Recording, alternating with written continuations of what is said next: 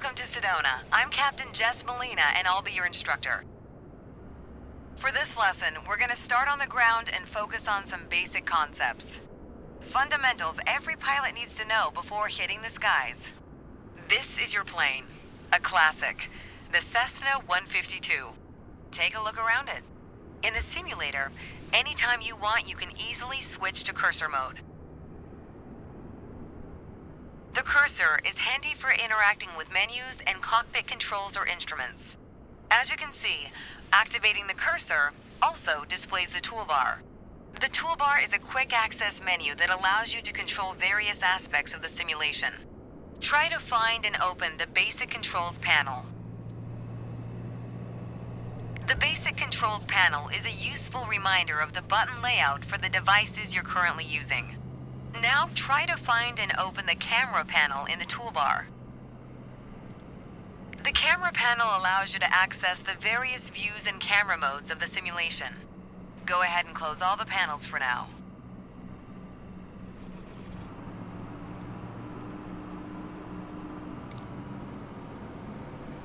Right now, we are in the external view mode.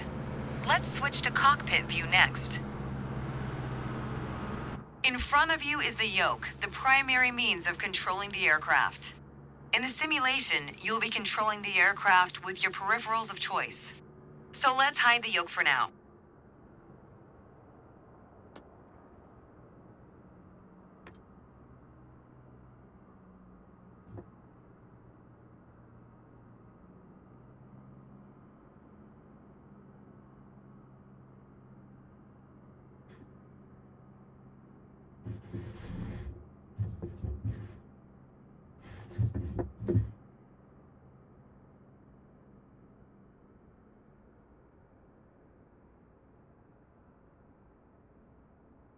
Some instruments allow multiple interactions. For example, rotating a dial clockwise or counterclockwise. In these cases, you need to lock the cursor onto them in order to interact. For example, take a look at the clock in the middle of the dashboard. Go ahead and lock the cursor on it. Now change the clock time. You can unlock the cursor once you're ready. For now, we're done with the cursor, so go ahead and hide it. All right, as we've seen, when you want to look around you, it's easy to rotate the camera. But you can also move it freely in the cockpit to get a better view of anything you want to see, even through a window to look outside.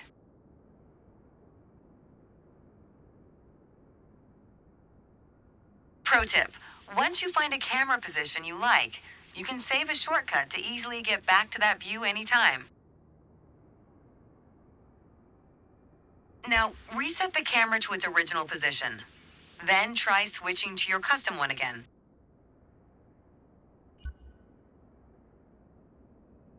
All right, that covers all the main camera functions available in the simulation. Try to familiarize yourself with them a bit more. Then reset the camera to its original position whenever you're done. Great.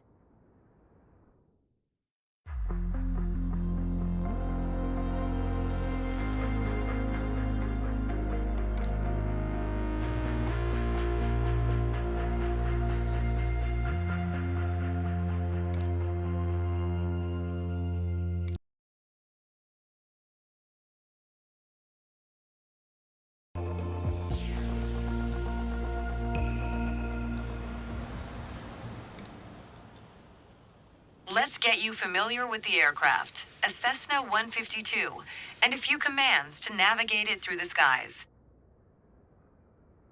In front of you is the yoke. The yoke is like a steering wheel, more or less.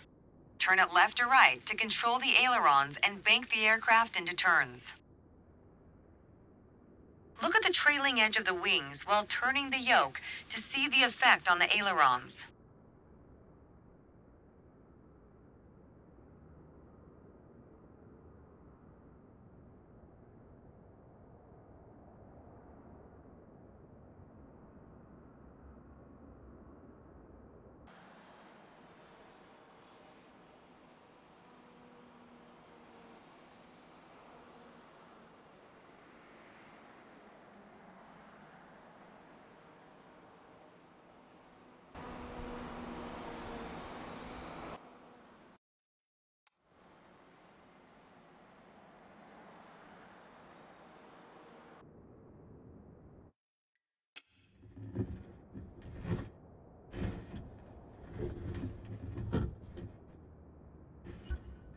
Okay.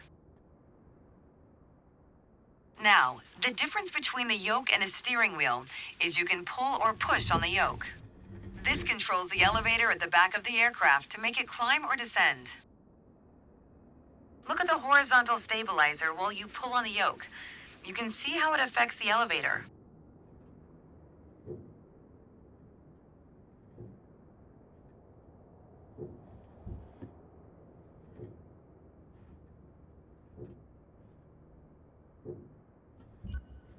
Nice.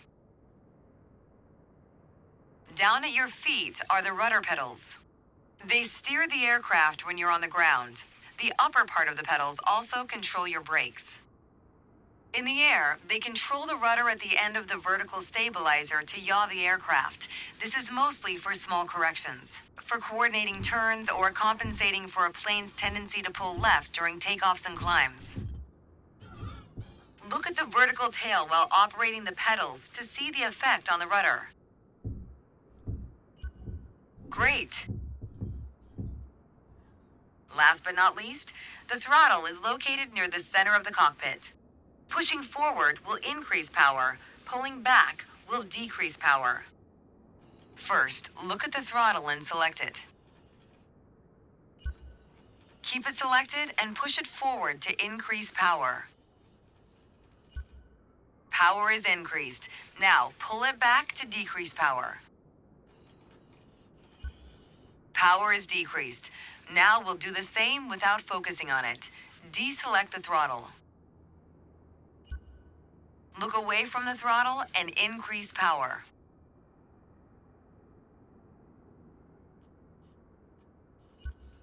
Set your throttle to idle. Excellent. When the engine is on, you'll be able to see the power change on your RPM indicator. You'll find it on the right side of the dashboard. This tells you how fast the engine is spinning in hundreds of revolutions per minute. Next, take a look at your current speed on the airspeed indicator. It's on the left in the main instrument panel. It measures the speed in knots. To check your altitude, look to the altimeter. It's on the right side of the main instrument panel. The altimeter has 3 hands, similar to a clock. The long, thick pointer indicates 100-foot intervals. The short, thick one is 1,000-foot intervals, and the long, thin one, 10,000-foot intervals. That's all for today. Next time, we'll see how it feels in the air.